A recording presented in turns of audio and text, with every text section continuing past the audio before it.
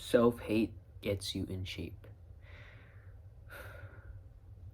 The modern world nowadays, in my position, in my perspective of my eyes, when I was younger, we would take criticism as hate. We would take criticism as a person stepping on us, a person doesn't like us. Whether a criticism or a piece of criticism comes from a person that you don't like or somebody that you do like, it is still valuable information from other people, right?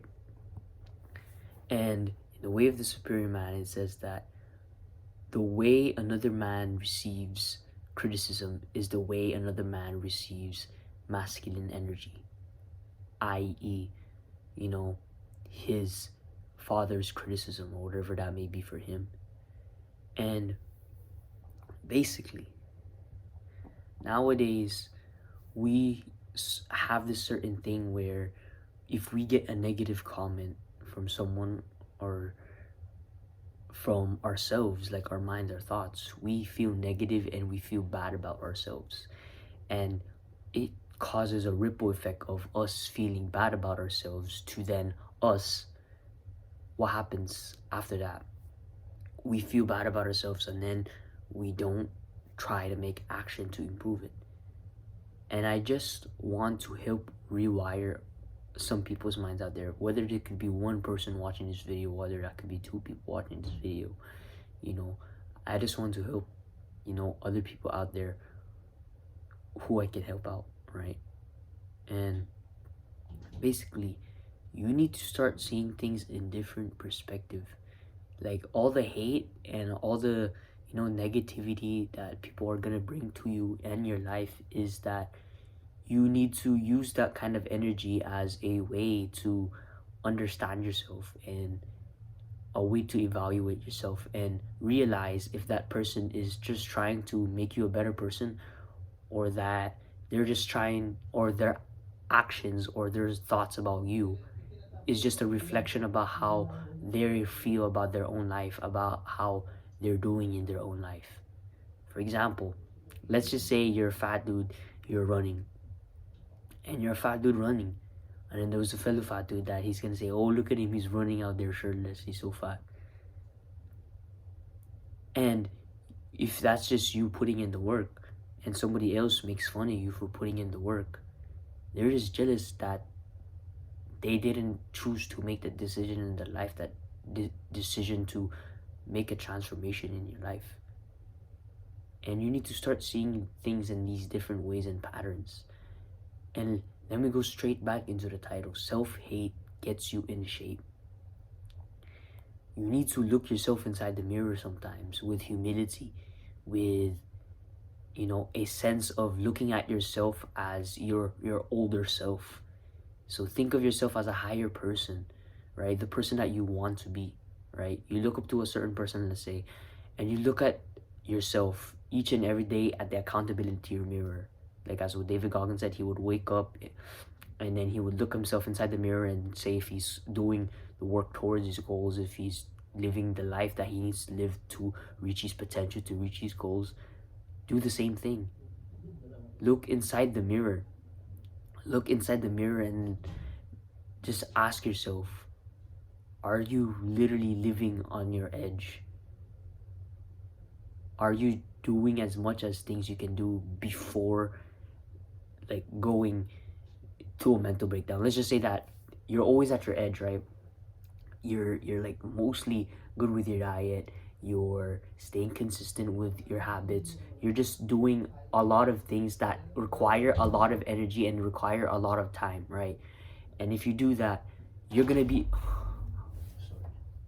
you're and when you do that, you're gonna be on the edge.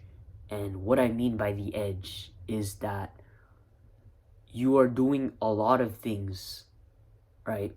Oh my god. And when you do all these things that require a lot of time and energy, you will be at your edge. And once you are at your edge, there's gonna be a certain point where you fall down and have a mental breakdown, and you're like, oh my god, I can't do this anymore. Like you overworked yourself too much, right? You need to be just beyond your edge. Like you're leaning just beyond your edge. And once you lean just beyond your edge, you're going to your full potential. You're tapping into your full potential, because the more you lean onto your edge, the stronger your muscles is gonna get, and the stronger your muscles is gonna get, the more resistance, right, you're able to get. So then you're more on the edge, more on the edge, more on the edge. And little did you know, you're gonna be flying one day, bro. You're gonna be flying one day, and your edge won't be able to hurt you no more. So what am I trying to get out of all of this? Thing I'm trying to get out of all of this is learning how to not be a slave to your mind. Because if you become a slave to your mind, what happens is that you don't live life to your full potential, to the full authenticity. Let's just say that you love doing pull-ups, and everybody always says, oh, pull-ups are gay, pull-ups are gay. And everybody makes fun of you for always doing pull-ups, or whatever it may be for you. A certain habit that a lot of people make fun of you for, right? You may not have one, but if you do, bro, if you do, genuinely, tell them to shut up, right? You don't have to say it in front of their face. Just say it in your mind. Just tell them to shut up. And just keep focusing on that certain goal, bro. And if they say it will never work out, it will never be successful, take it as a compliment. Say thank you. If you insult a rock, what happens if you insult a rock? It doesn't reply. So then nobody insults a rock because it doesn't reply. So if somebody insults you, just don't reply. Take it as a compliment. Say thank you. It's not going to work out. Thank you. That means my plan and my dream is very big, to the point where not even people believe it. And Alex Hormozy said that. He said that if somebody already, or if other people think that your plan is a good idea, it means that you're too late. You thought of crypto, you took of the stock market, you think of investing in this certain thing. And then your parents or other people around you, they say, oh, yeah, that's a good idea. That means you're too late. But if everybody is against you, and everybody is saying that, oh, it's not going to work out, oh, you're never going to be able to do this, it's too hard, then that means it's a good plan. Because life isn't about trying to go for the safe option. It's about going for the option that is special to you, is special to the world, gives the world value, gives you value. And once you find a certain thing in your life that you're willing to get up in the morning each and every day and get after it for, then your life will be so much more meaningful. And I know how it feels not to have meaning in life, where I got up every morning and I just wanted to die each and every day. That's pretty much enough, bro. Self-hate gets you in shape. Use that energy of that safe hatred to fuel your success, and you will reach success one day. And then you will fall down and you'll reach success again. And that's life.